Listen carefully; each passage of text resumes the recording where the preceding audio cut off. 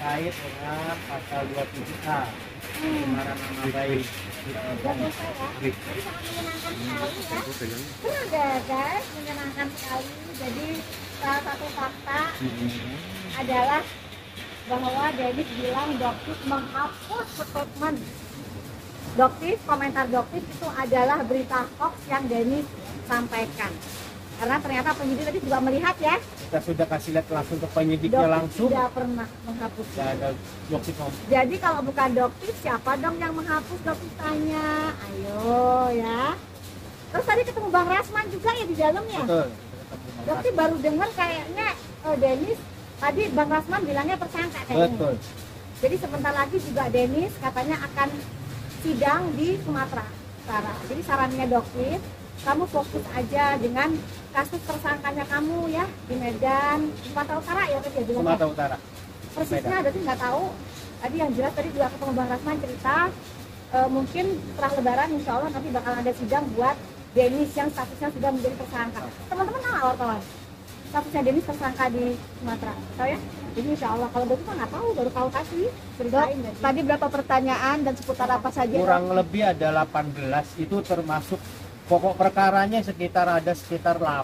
Sedikit, pokok perkaranya sedikit banget. Gitu, sedikit banget pokok perkaranya. Tapi sekarang kita juga akan melaporkan.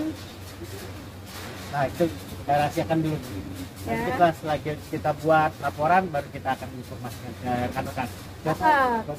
Seperti apa mungkin melaporkan Dok? Siapa? Pencemaran nama baik ada 2 orang. 2 orang yang cukup juga terkenal di dunia permedsosan, pertiktokan. Tapi sepertinya dugaannya senang banget menyebar hoax. Doktif ini sebenarnya paling nggak mau, tapi kok semakin lama semakin kesini doyan banget. Doktif ada apa gitu loh. Dari mulai yang nggak mau, akhirnya semakin terpicu dan akhirnya dibilangin oleh teman-teman juga, udah dong kalau sudah kayak begini lebih baik kita harus melawan. Mungkin dan juga untuk kasus tersangkanya Doktif mungkin ya yang ini mungkin ya betul, Doktif memang tersangka ya. Akhirnya Doktif sudah mendapatkan suratnya. Doktif ucapkan terima kasih wa syukurillah, alhamdulillah wa syukurillah, Doktif sudah ditetapkan menjadi tersangka. Gitu dong tepuk tangan ya. Kenapa udah tegang gitu ya? Kenapa? Di sini Doktif akan semakin giat membongkar bahwa begini ya guys. Doktif menjelaskan di situ kata-kata yang dia laporkan adalah fix bukan dokter, just tipper. Kenapa Doktif katakan fix bukan dokter? Karena pada saat AS melakukan tindakan just tipper, dia bukan seorang dokter. Ya, kalau seorang dokter tidak akan mungkin melakukan tindakan-tindakan ilegal seperti itu. Memasukkan barang, memasukkan skincare yang tidak berbadan POM ke Indonesia. Itu bukan tindakan seorang dokter. Betul ya Pak? Betul.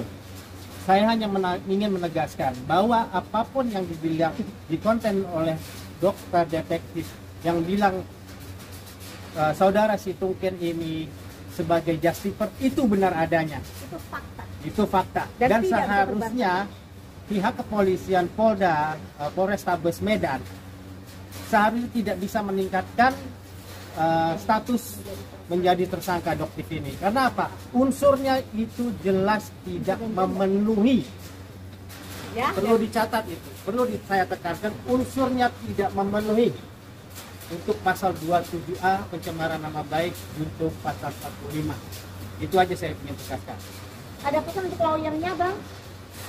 Ya, kalau kita sebagai sesama advokat saling mengingatkan apabila memang tidak memenuhi unsurnya, maaf abangku, senior saya, jangan dipaksakan atau memberi setidaknya jangan memberi tekanan yang tidak ada benarnya kepada para penegak hukum.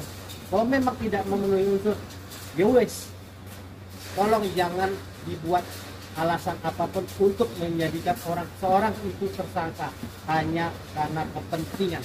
Itu aja Bang. Tapi menurut Doktif sendiri apa sih yang menjadi alasan mereka terburu-buru gitu menetapkan Doktif menjadi sebagai tersangka?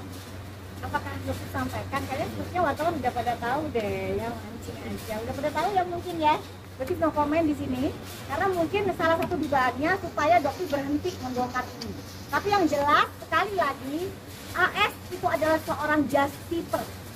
buktinya semua ada, ya. Jadi agak aneh dan sangat janggal. Karena itu Dopti melaporkan ke Propam, ya, dan juga melaporkan ke Karwasidi dengan kejanggalan-kejanggalan yang kita rasakan ini. Dan mungkin ada pasal yang itu pencemaran nama baik bisa gugur ya guys. Dengan apa mungkin Bang bisa dijelaskan? Yang pertama alasannya kenapa tidak memenuhi unsur atau bisa menggugurkan suatu